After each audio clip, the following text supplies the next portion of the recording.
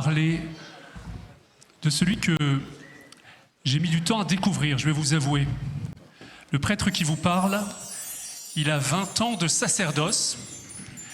Et en fait, pour vous confier un peu qui vous parle, pour savoir d'où je parle, comme on dit, il faut vous dire qu'au séminaire, j'étais un peu considéré comme le prêtre marial. Vous savez, celui qui avait la Vierge Marie à la bouche à peu près toutes les 10 minutes, qui avait toujours son chapelet à la main.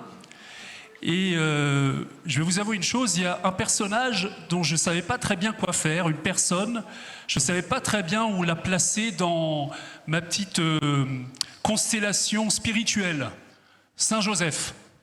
Je ne savais pas très bien quoi en faire, parce que je trouvais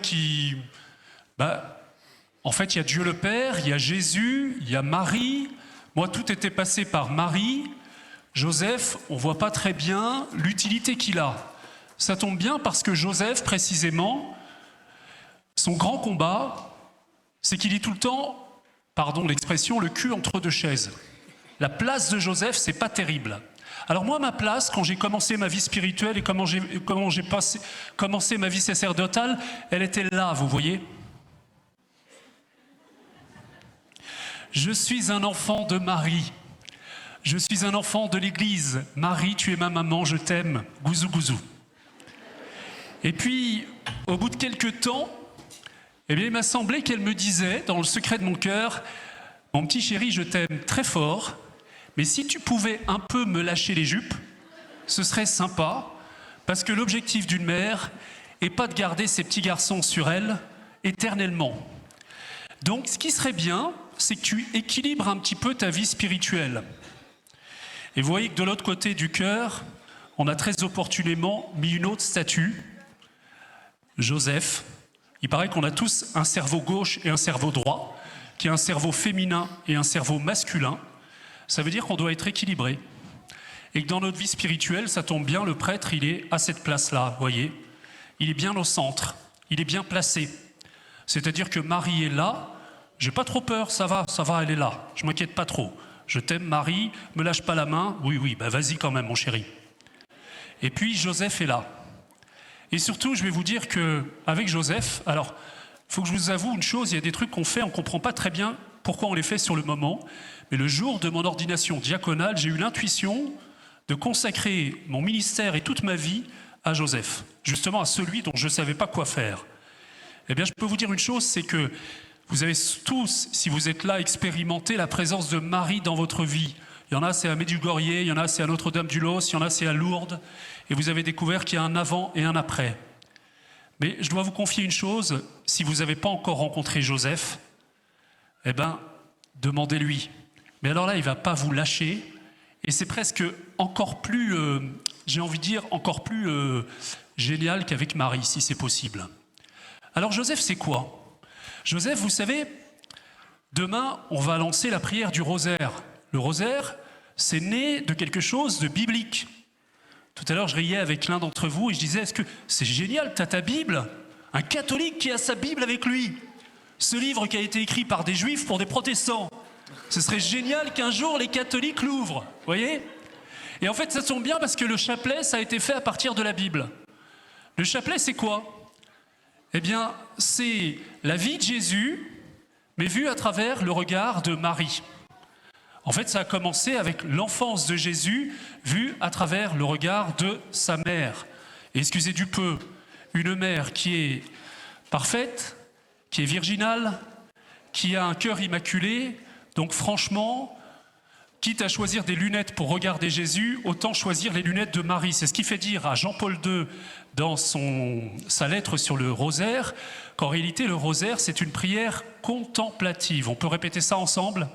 C'est une prière contemplative. Jésus a dit, quand vous priez, ne rabâchez pas comme les païens, comme les petits vieux qui répètent toujours la même chose. Mais croyez que ce que vous demandez, vous l'avez reçu. Donc le rosaire, ce n'est pas d'abord une prière pour demander des choses. Le rosaire, c'est d'abord une prière qui m'aide à contempler Jésus avec le regard de Marie.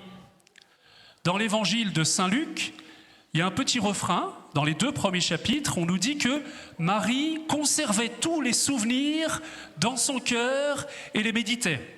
C'est une manière pour Luc de nous dire, tout ce que je vous raconte, c'est ce que Marie a médité pendant 30 ans et qu'elle m'a restitué elle-même. Eh bien, ça tombe bien, les mystères joyeux du rosaire, ils sont extraits des 2 premiers chapitres de l'évangile de Saint Luc. Vous êtes d'accord avec moi? L'Annonciation, la Visitation, la Nativité, la présentation au temple et le recouvrement de Jésus au temple, tout ça, vous le trouvez dans les 2 premiers chapitres de Saint Luc. Vous savez que Saint Luc commence son évangile en s'adressant à un certain Théophile. Théophile, ça veut dire celui qui aime Dieu. Et Théophile, comme Luc, n'a pas connu Jésus de son vivant. Donc Luc lui dit, écoute, tu veux t'assurer de la solidité des enseignements que tu as reçus quand tu es devenu chrétien. Alors moi, j'ai fait une enquête et je suis allé auprès des témoins oculaires. Alors il a fait une enquête auprès des témoins oculaires. Et quel est le premier témoin oculaire que nous voyons? Le premier récit qui est fait, c'est l'Annonciation. Donc qui est témoin oculaire de l'Annonciation, si vous m'avez suivi? Bravo, vous êtes très intelligent. Donc en fait, Luc a été voir Marie. Et donc Luc nous retranscrit les souvenirs de première main de Marie. Et l'Église a eu une telle conscience du trésor qu'on avait dans les 2 premiers chapitres de Saint Luc, qu'elle a invité les croyants, au moment où elle a développé la prière du rosaire, à les méditer, d'abord dans les mystères joyeux, et puis vous savez ce qu'on a ajouté par la suite, comment Marie a accompagné Jésus dans sa passion, puis dans la gloire au ciel. Mais figurez-vous qu'il y a un autre évangéliste qui nous a raconté les mêmes événements, mais vu d'un autre point de vue. C'est Saint Matthieu. Saint Matthieu, lui aussi, a introduit son évangile par 2 chapitres qu'on appelle les chapitres de l'enfance de Jésus. Ça va, je ne vous ai pas perdu? En fait, les 4 évangélistes, ils nous racontent la même chose. Ils nous racontent les 3 années de vie publique de Jésus, du baptême de Jésus jusqu'au mystère pascal. Donc c'est un peu embêtant parce que sur les 33 années de vie terrestre de Jésus, on est renseigné sur les 3 années de vie publique. C'est la raison pour laquelle 2 des évangélistes ont rajouté un petit prologue qu'on appelle les évangiles de l'enfance. Il y a Luc et Matthieu, bravo. Et Luc nous raconte l'enfance de Jésus vue du point de vue de... Et Matthieu nous raconte l'enfance de Jésus vue du point de vue de... Eh bien c'est de la bombe ça. Vous le saviez ou pas? Vous le saviez ou pas? Luc, de son côté, il raconte l'Annonciation. Et Matthieu, il raconte la manière dont Joseph a découvert que sa femme était enceinte. Luc, il raconte la manière dont Marie a vécu la conception dans son sein, la manière dont elle a porté l'enfant, avec la fameuse rencontre avec Élisabeth. Eh bien Matthieu, il nous raconte toutes les galères que Joseph a vécues dans l'accueil de l'enfant. Hérode, la protection de l'enfant, etc. Tous les événements de la croissance de l'enfant. Donc en fait, on devrait avoir 2 rosaires. Le rosaire des mystères, quand on prie les mystères joyeux de Marie, et le rosaire des mystères de Joseph. Et en fait, on devrait avoir sur Jésus, que nous allons accueillir, un double regard. Le regard de la mère, le regard spécifiquement féminin, maternel, et le regard du Père. Ça va? J'avance un peu. Vous savez, en préparation au mariage, je demande à tous les fiancés masculins de méditer les 2 premiers chapitres de Saint Matthieu, en disant tout le parcours de Joseph dans sa relation à Marie et à son enfant, puisqu'il est le modèle des pères, c'est toi. Donc tu dois apprendre par cœur les 2 premiers chapitres de Saint Matthieu. Et je fais le même exercice pour la fiancée avec les 2 premiers chapitres de Saint Luc. Elle doit l'apprendre par cœur et elle doit vivre, elle doit déjà réfléchir aux étapes, aux crises que Marie a vécues. Vous voyez les étapes par lesquelles elle a dû passer pour devenir la mère que Dieu voulait pour son enfant. Alors je m'intéresse un peu à Matthieu. Quelle est la première crise que vit Joseph? Joseph, nous est-il dit, dès les premiers versets de l'évangile de Saint Matthieu, constate que sa femme est enceinte. Alors il n'était pas fiancé à ce moment-là, c'est ça le problème. S'il était fiancé, il aurait pu se tailler. Mais il était déjà marié. Chez les Juifs, il y a une période où on est marié, mais on ne vit pas encore ensemble. Donc il y a ce délai, je crois, de 2 mois, paraît-il, pendant lequel Eh bien, le garçon vit chez lui et la femme vit chez elle. Et puis, il va arriver le temps où il va sortir de sa tente pour aller chercher sa bien-aimée. Il va l'emmener dans sa maison, ils vont consommer l'union. Et vous avez compris que c'est dans ce laps de temps, les 2 mois, qui séparent ces 2 dates, que Matthieu constate que Marie est enceinte. Génial, super. Eh bien, le plan divin, c'est toujours génial. En fait, il faut savoir que Matthieu, il a quand même épousé Marie. C'est la plus belle... Ouais, Joseph, il a épousé Marie. Vous êtes sourds, hein? C'est ce que je disais. Donc Matthieu a épousé Gertrude. Si vous arrivez à me suivre, vous êtes très fort. Donc jusqu'à maintenant, c'est Joseph et Marie. Donc Joseph a épousé Marie. Et il faut savoir que Joseph, il a décroché le gros lot. Quand on dit que Marie est l'Immaculée, elle n'est pas simplement belle dans son âme. C'est une bombe, les mecs, Marie. D'accord? C'est une bombe atomique, c'est la plus belle fille du village et de l'humanité. Donc tous les mecs, depuis l'adolescence, ils n'ont Dieu que pour elle. Et tous, ils supplient le Seigneur, fait que ce soit moi qui sois choisi. C'était le bon temps, à l'époque, c'était les parents qui choisissaient le mari de leur fille. Comme ça, il n'y avait pas d'erreur. Et du coup, Anne et Joachim, ils font leur petite enquête. Et ils ont repéré qu'il y en avait un qui était le beau gosse du village. Vous savez, faut arrêter d'être misérabiliste avec Joseph. Hein. Joseph, c'est un charpentier, c'est beaucoup mieux que ça. C'est pas le petit charpentier qui polit ces petites statuettes de la Vierge Marie. C'est un ingénieur, c'est un chef de chantier. C'est le mec qu'on vient voir quand on veut construire une belle baraque. On est dans une région où il y a plein de chantiers. Donc c'est vraiment le type, vous voyez, c'est un beau gosse, quoi. Et Marie, elle est folle amoureuse de lui. Et Joseph, c'est pas un vieux schnock, vous savez, comme on a dans certaines représentations dans les églises. Vous la connaissez, la petite statue Les garçons, vous allez comprendre ce que je vais dire, hein, en plâtre, du vieillard Kakoshim, avec son lys qui pendouille, sans vouloir être un peu graveleux. Il n'est pas dangereux pour la virginité de Marie. Non, non, non, non, non, non, non, non. Joseph, il a 20 ans. Marie, elle a 15 ans. Marie, c'est une bombe. Elle a une beauté. Vous savez, c'est quand on voit sa beauté, c'est... L'autre jour, il y avait un garçon qui me disait... Enfin, non, c'est les filles qui posent des questions comme ça. Comment je peux savoir si c'est le bon? La question complètement nulle. Il n'y en a pas de bon. Je veux dire, il faut que tu décides que c'est celui-là, c'est tout. Hein, bon. Mais il y a une question que tu peux te poser. C'est quel est celui... Est-ce qu'il va me faire grandir? Eh bien, Joseph, quand il voit la beauté de Marie, il sait que c'est une beauté qui va le faire grandir. Et Joseph, il a décidé de tout donner pour elle. Et il s'est préparé au mariage super bien. Il a fait toutes les préparations au mariage qu'on peut imaginer. Et ensemble, ils ont décidé vraiment de se garder l'un pour l'autre, ok? Et Joseph, de tout son cœur, il veut donner le meilleur à Marie. Et c'est une catastrophe quand il voit qu'elle est enceinte. C'est un drame. C'est un drame sentimental, mais Roméo et Juliette, raison et sentiment, toutes ces mièvreries peuvent aller se rhabiller. Son cœur est brisé, les amis. Son cœur est brisé parce qu'il voit qu'elle est enceinte. Et alors, ne croyez pas qu'il a douté que Marie ait été fidèle. Ça, tous ceux qui veulent, demain, je leur fais une démonstration à partir de la parole de Dieu, qu'en réalité, Joseph, eh bien, il va prendre une décision incroyable. Vous la connaissez. Joseph voit que sa femme est enceinte, et Joseph était un homme juste. L'homme juste qui décida de la répudier en secret. Qu'est-ce que c'est l'homme juste? Dans l'Ancien Testament, je vais vous en livrer un. Moïse. Vous savez, Moïse, il se balade dans le désert comme ça, voilà, hop, là, là, là, ouais. Et puis tout d'un coup, il voit un petit buisson. Vous savez, les petits buissons dans le désert, c'est ces petits buissons qui crament. J'ai plus que 5 minutes.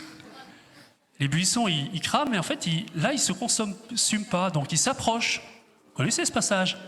Et tout d'un coup, il entend une voix qui lui dit « Moïse, Moïse, c'est Dieu qui parle. Retire-toi parce que la terre que tu foules est une terre sacrée. » Oh là. Et qu'est-ce qu'il fait? Il se recule. Parce qu'il respecte la terre. Il est juste, il est ajusté. Si cette terre appartient à Dieu, je me retire. Vous avez compris ça? Joseph, quand il découvre que Marie est enceinte, il sait, il a l'intuition que c'est Dieu qui agit en elle. Alors s'il est un homme juste, si la place a été prise par Dieu, qu'est-ce qu'il fait? Il se retire? On est d'accord? Il est classe, Joseph, quand même. Vous trouvez pas? À tout seigneur, tout honneur. Il ne pense pas à lui, il pense à Dieu. Mais il continue son raisonnement. Si Marie est répudiée par moi, elle est toute seule, elle est fille-mère. Vous savez ce que ça veut dire dans la loi de Moïse à l'époque? Ça veut dire la lapidation. Donc le garçon, on rêve tous, les filles, d'avoir un Joseph. Il va prendre la décision la plus incroyable, la plus héroïque. Il va la répudier pour laisser la place à Dieu, mais en secret pour la protéger. Vous imaginez? Et il a pris cette décision, il va s'endormir d'un mauvais sommeil, avec cette décision qui brise son cœur. Et Marie le voit souffrir, et à la prière de Marie, l'ange Gabriel va venir le visiter et va lui dire: Joseph, détends-toi, je suis fier de toi. Ne crains pas de prendre Marie, ton épouse. Certes, ce qui naît en elle vient de l'Esprit Saint, mais c'est toi qui vas faire le taf du Père. Tu vas lui donner le nom de Jésus. Qu'est-ce que ça veut dire donner le nom de Jésus? Jésus, ça veut dire Dieu sauve. Comment est-ce que le petit enfant Jésus va savoir la manière dont il va sauver le monde? C'est toi qui vas lui apprendre. Je vais vous dire une chose, chers amis.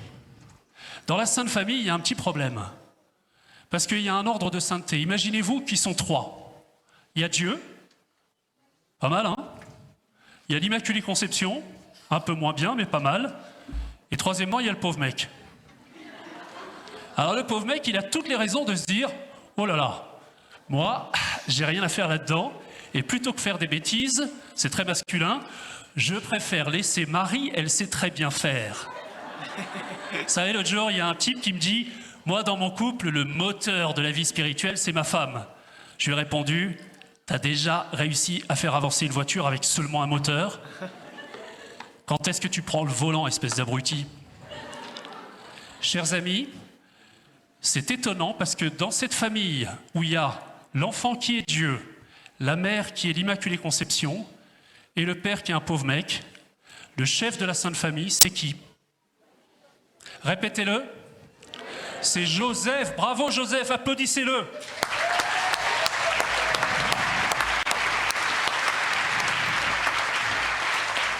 Ça veut dire, messieurs, ça veut dire les hommes ici, les garçons, les papas, ceux qui ne sont pas pères dans la chair, les prêtres, les hommes, tous les hommes. Il y a une chose qu'on va chasser ce soir définitivement, c'est le sentiment d'illégitimité. Je ne suis pas à la hauteur. Je ne suis pas à la hauteur de... Oui, tais-toi, bien sûr que tu n'es pas à la hauteur. Tu crois que Joseph, il était à la hauteur? Et pourtant Marie avait besoin de lui. Jésus avait besoin de lui. Vous imaginez, les amis, que c'est par Joseph que Jésus, le Fils de Dieu, qui avait la vision béatifique, a appris comment il sauverait l'humanité. C'est Joseph qui a éduqué Jésus dans la foi, enfin dans la religion.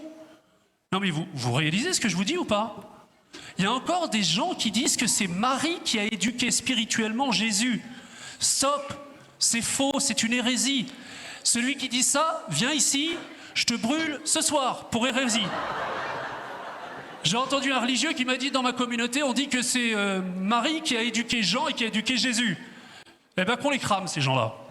C'est Joseph qui a éduqué Jésus. Ça veut dire, chers amis, tout à l'heure, il y a eu des paroles de connaissance.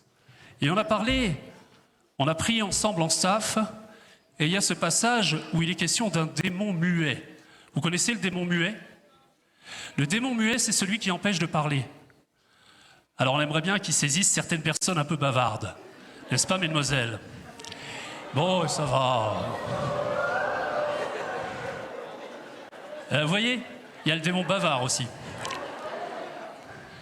Mais le démon muet, c'est le démon qui saisit les hommes. Et c'est très intéressant parce que dans cette scène-là, il s'agit d'un enfant qui se tord de douleur, et c'est le Père qui l'apporte à Jésus et qui dit: il est pris par un démon.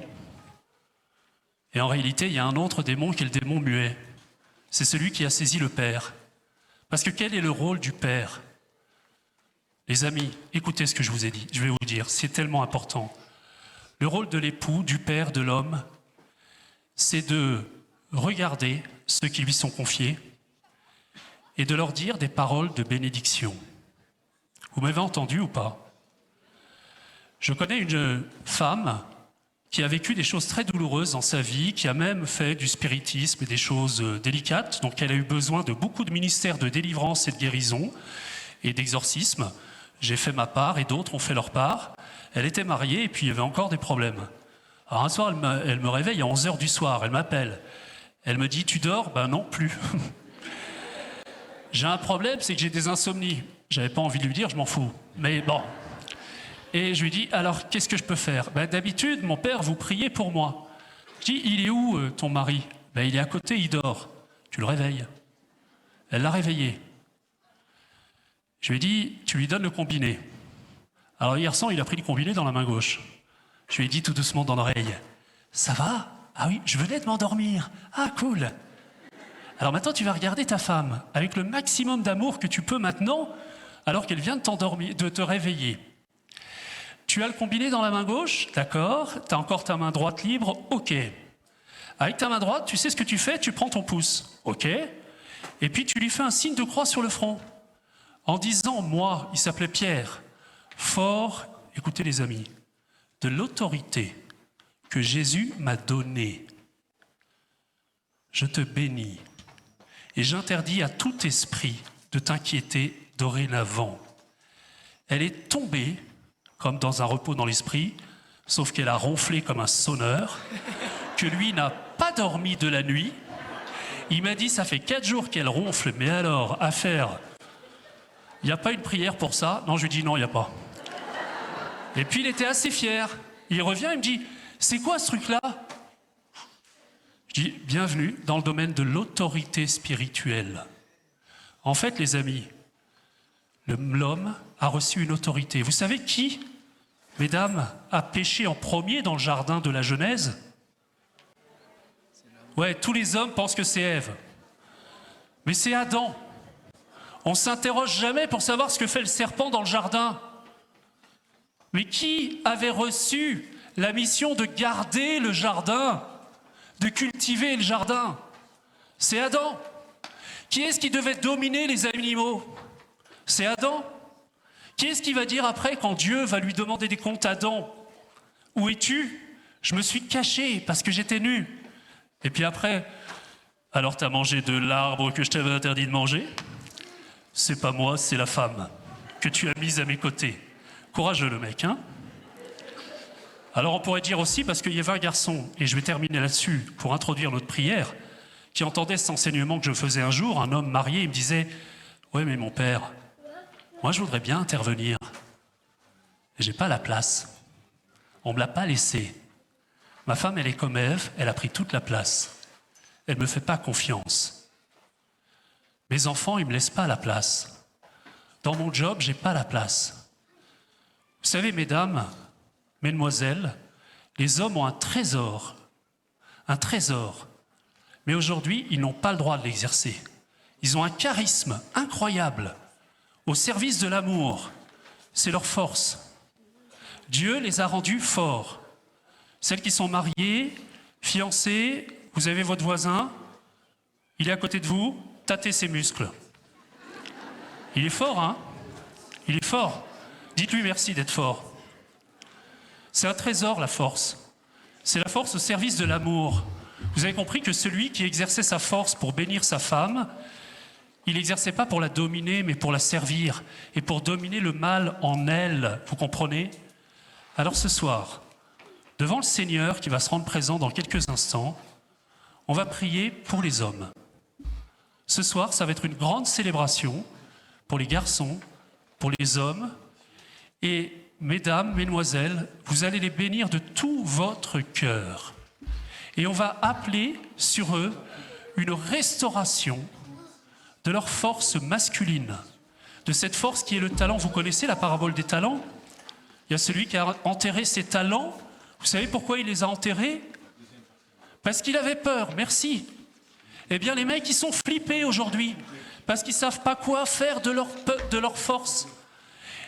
Et on a besoin de Joseph, parce que si on avait un qui était vraiment flippé, qui avait des raisons de l'être, de se dire, mais qu'est-ce que je fais dans cette histoire-là? Et je terminerai là-dessus, c'est promis. Je promis, c'est promis. Vous savez, messieurs, que c'est vous qui avez autorité pour guider la prière dans votre couple et dans votre famille. Chez les Juifs, c'est le père de famille qui préside la prière. Et on est tous pareils, les hommes. On va tous dire, mais nos femmes, elles font beaucoup mieux. Faux, faux, faux, faux. C'est pas parce qu'elles prient différemment de vous que vous n'avez pas à prendre autorité. Le pape Jean-Paul II disait que ce qu'il avait marqué pour toute sa vie, c'est qu'enfant, il avait vu son père à genoux. Si le plus fort est à genoux, ça veut dire qu'il est encore plus fort. Et ça a gravé dans son cœur cette relation à Dieu le Père, qui ne s'est jamais éteinte. Et je me souviens d'un homme qui témoignait comme ça devant une assemblée encore plus nombreuse, et lui, il témoignait de la puissance des charismes. Et il disait une chose qui va déplaire à certaines personnes parmi vous, mais tant pis. Il disait en fait, on a besoin des pères. Et moi, il était père de famille, il a 2 enfants. J'ai décidé de passer 1 heure par jour pour être avec chacun de mes enfants. Pas pour leur faire la morale, pour être avec eux simplement, par amour. Pour qu'ils aient un ami qui soit leur père. Et il s'était mis d'accord avec son épouse, vous voyez.